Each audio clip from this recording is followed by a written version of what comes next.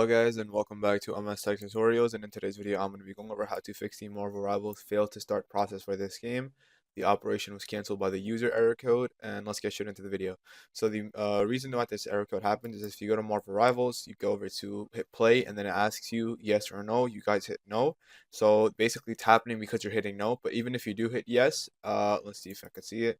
Even if you do hit yes, so do you want to allow this app to make changes to your device? If you hit yes and it still works or it still doesn't work, the issue is what you can do to fix it is go over to Steam, right click on Steam, and then go over to properties, go over to compatibility, and just go ahead and just check the run this program as an administrator box. Once you go ahead and do that, hit apply and then hit OK, and then open up Steam.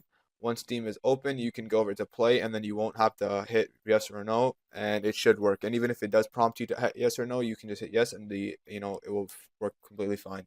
And yeah, that is basically how to fix the error code. And yeah, so that is it for the video. Thank you guys for watching. Make sure to give the video a thumbs up, subscribe to the channel, and have a great day.